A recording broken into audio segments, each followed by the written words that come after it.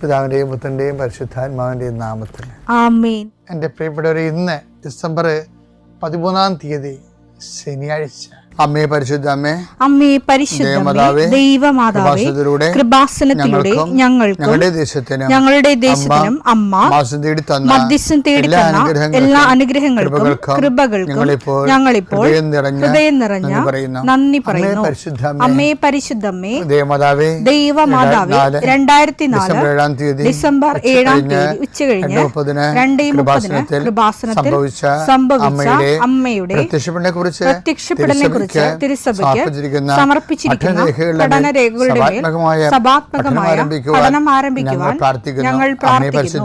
അമ്മേ പരിശുദ്ധമേ, ഭൂസ്വർലോകങ്ങളുടെ രാജ്ഞിയായ അങ്ങേയ്ക്ക് ഭൗമസംരക്ഷണത്തിനായി പ്രപഞ്ചപ്രകൃതിയെ തന്നെ തിരുസഭ പ്രതിഷ്ഠിക്കുവാൻ ഈ പ്രത്യക്ഷീകരണം വഴി ഇടയാക്കണമേ. പരിശുദ്ധമേ, ജപമാല മാതാവേ, സകല കൃപാസനം പ്രാർത്ഥനയോടും ചേർത്ത് ഞങ്ങളിപ്പോൾ പ്രാർത്ഥിക്കുന്ന ഈ കുടുംബത്തിന്റെ പ്രത്യേക നിയോഗം പറ മക്കളെ.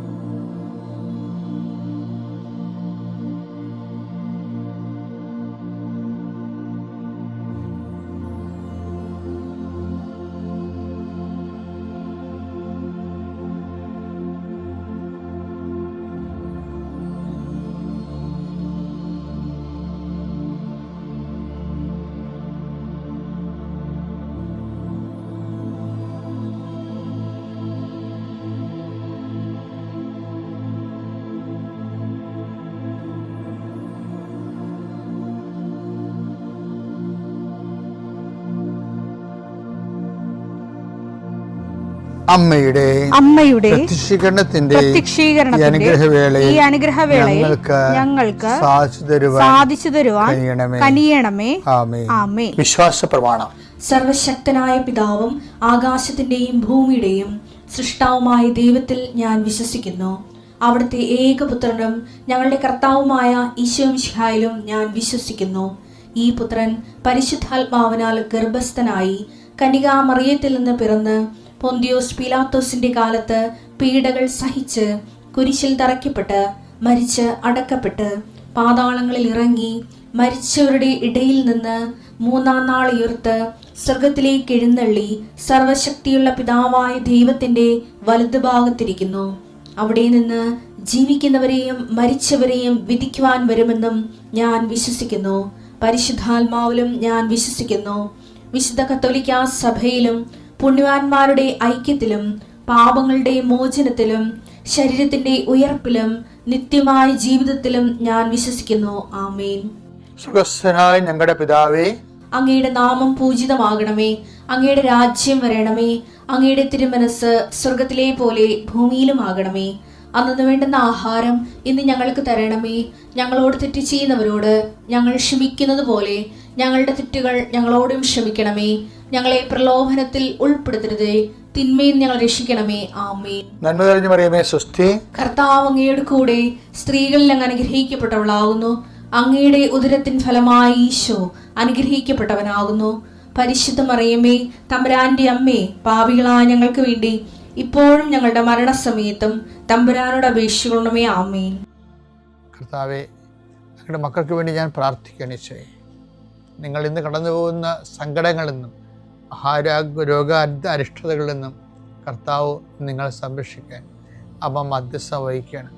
കർത്താവെ, എൻ്റെ വിശുദ്ധ പൗരോഹിത്യത്തെ നീ മഹത്വപ്പെടുത്തിയതിൻ്റെ അടയാളമാണ് 2004 അമ്മയുടെ പ്രത്യക്ഷപ്പെടൽ. അത് ഏറ്റെടുത്തപ്പോൾ ദൈവം മഹത്വപ്പെട്ടതിൻ്റെ തുടർ ദൈവാനുഭവങ്ങളാണ് ഉടമ്പടിയിലൂടെ ലഭിക്കുന്ന സഹസ്രക്കണക്കിന് സാക്ഷ്യങ്ങൾ.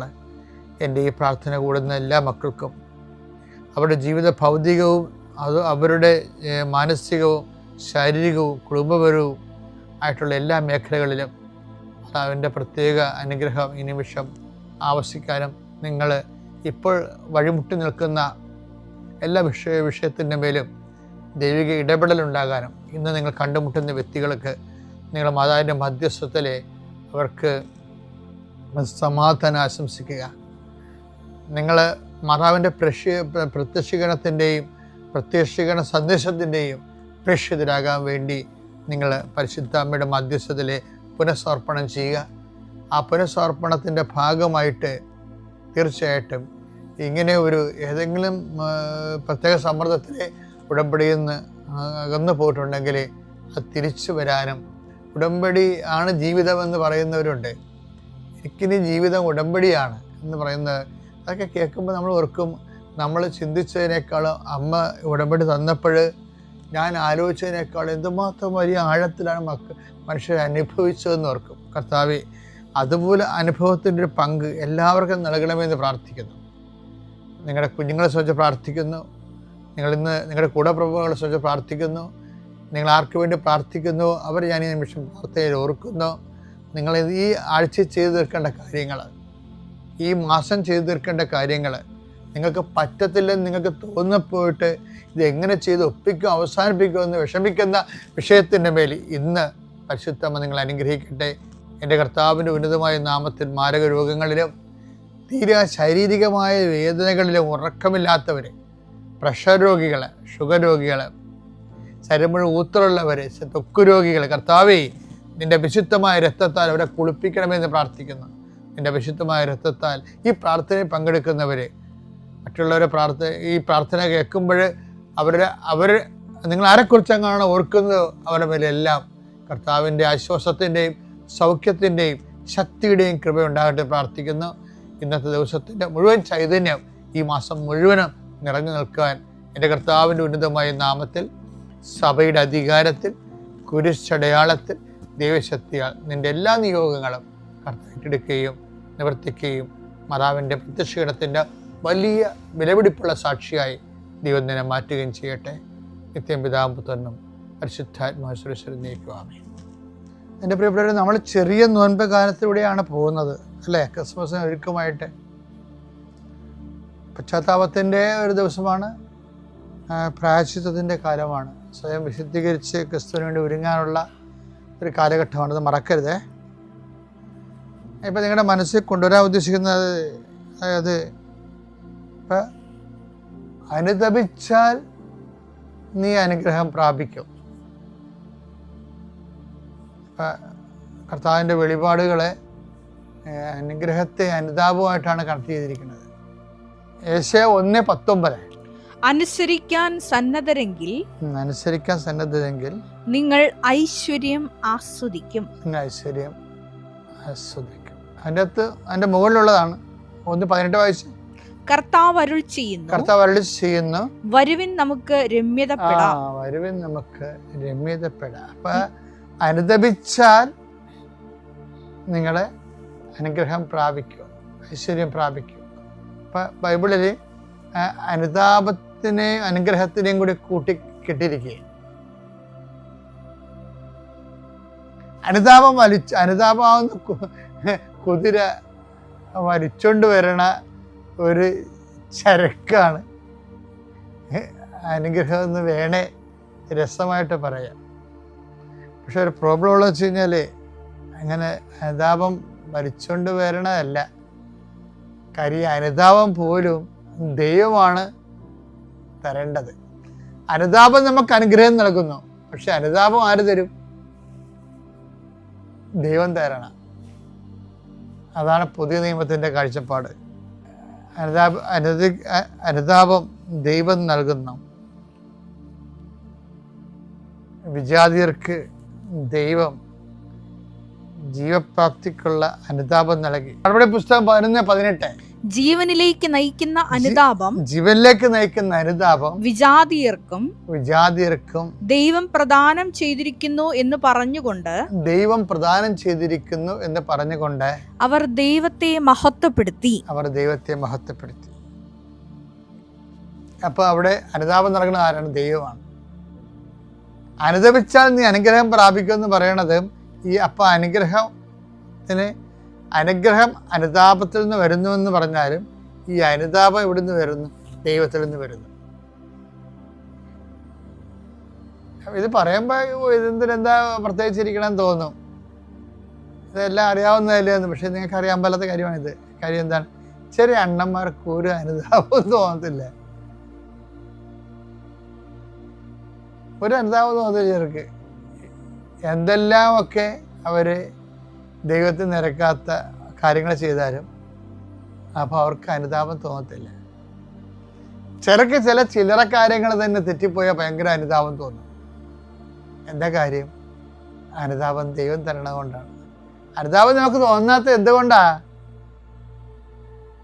നമുക്ക് അനുതാപം കിട്ടാത്ത കൊണ്ടാ, ദൈവം തരാത്തത് കൊണ്ടാ. അതുകൊണ്ടാണ് ഈ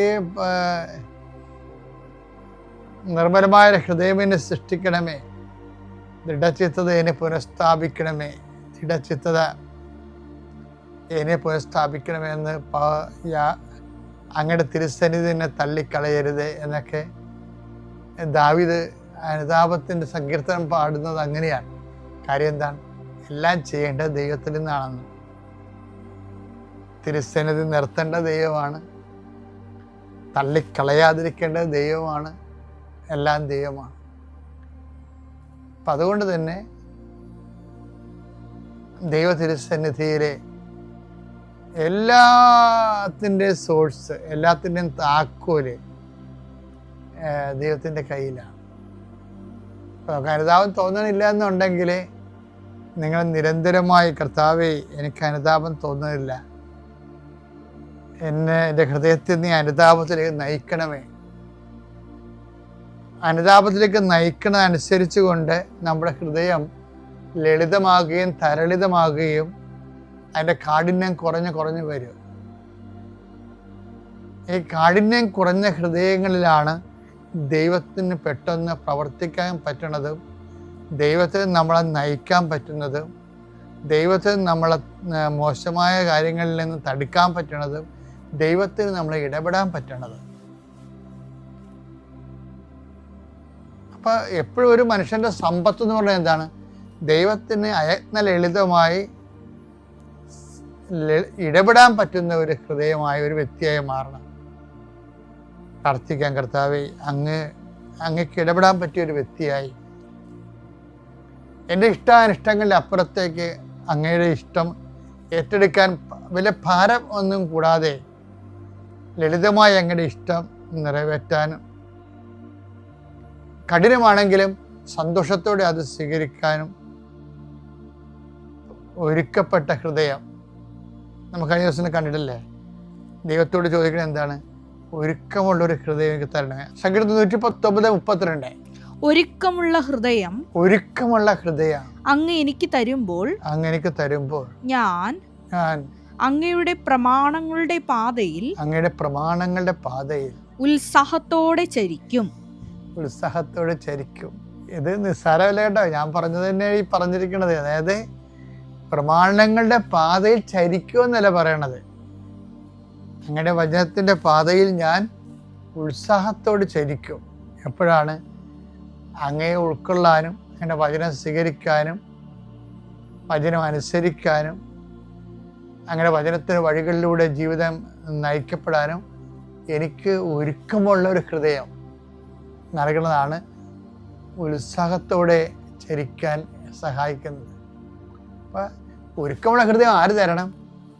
ദൈവം തരണം. അപ്പം ദൈവാനുഗ്രഹം കുറയുന്നുണ്ടോ? പ്രാർത്ഥന കുറയുന്നുണ്ടോ? പശ്ചാത്താപം കുറയുന്നുണ്ടോ? അനുതാപം കുറയുന്നുണ്ടോ?